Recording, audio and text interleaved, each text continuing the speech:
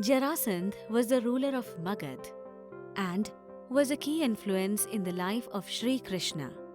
In this story, we will know about his birth and how he was related to Sri Krishna. Once, the beautiful city Magad was ruled by the king named Brihadrath, and he was loved by everyone in his kingdom. The king was married to the twin princesses of Kashi and had a happy married life.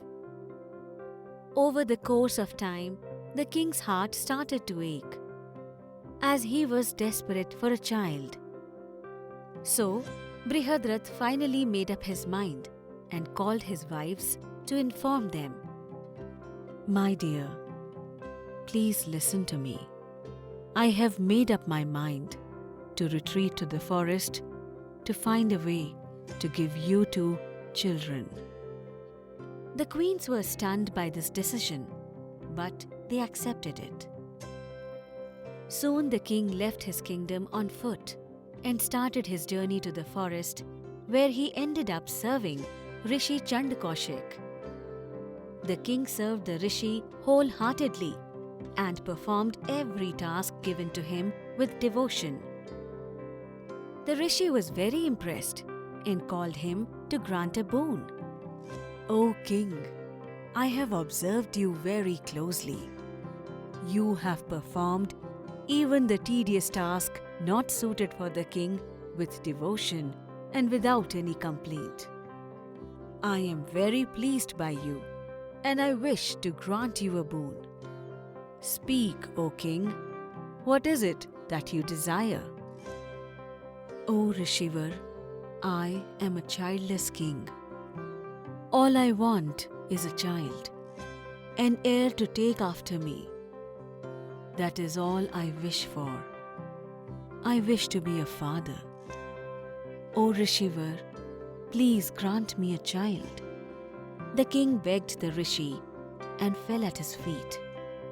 Rishi took pity on the longing king and gave him a fruit and asked him to feed the whole fruit to one of his wives. The king then took leave and hurried back to the palace with the auspicious fruit. He wanted both his wives to be happy.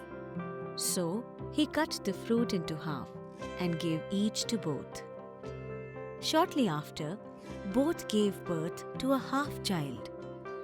Two lifeless halves lay in front of the queens and the king, and they stood there in horror and disbelief. Take away these two halves and throw them outside the kingdom, the king ordered his men. Outside the city of Magad lived a Rakshasi named Jara, who found the two halves. She carefully picked them up together, and to her surprise, the body became one, and the baby started to cry. She did not have the heart to kill the little child, so she returned the baby boy and explained how the miracle happened. To honor Jara, the king named his son Jarasandh. With each passing day, Jarasandh grew stronger and stronger. He extended his empire far and wide.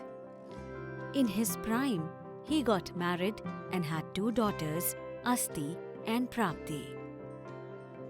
While his power grew each day, he had his concerns for an heir. Meanwhile, Jarasandh's eyes fell on the land of Mathura.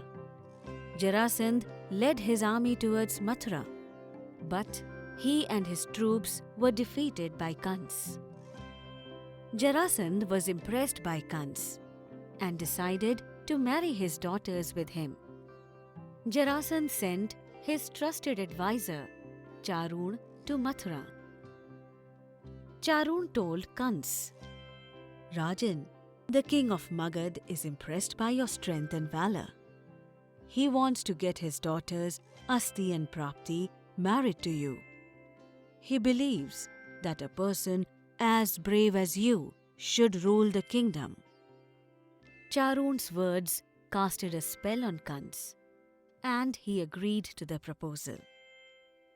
On the day of marriage, Jarasandh brought his powerful army to escort his daughters to the marriage grounds. After the marriage, Kans and Jarasandh's army imprisoned Kans's father, Ugrasen, and Kans was crowned as the king. After his marriage, Kans got his sister Devaki married to Vasudeva.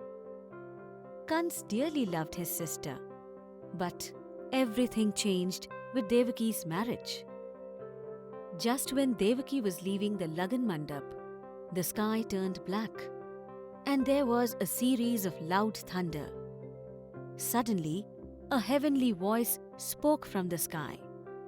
Kans, the sister you love so much, will bear the seed of your destruction. Her eighth child will grow up to be your death. After the prophecy, King Kans stood in utter disbelief. When he gained his senses, he drew his sword and shouted, Devaki, I am going to kill you. He tried to kill his sister in front of everyone. Immediately, Vasudeva came in between and begged for mercy. He said, O Kans, we beg for your mercy. Please, do not kill us. I will deliver you the children. But please, spare us our lives.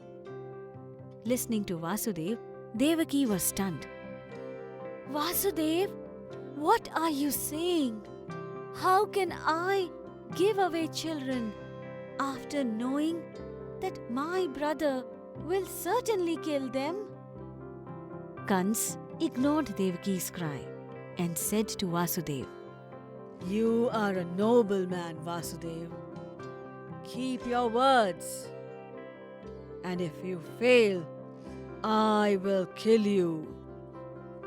Eventually, as foretold, Kans was killed by his nephew Sri Krishna and installed Ugrasen as the king of Mathura. When Kansa's wives reached Magad and explained to Jarasandh what had happened to his son-in-law, he was enraged and decided to avenge his death.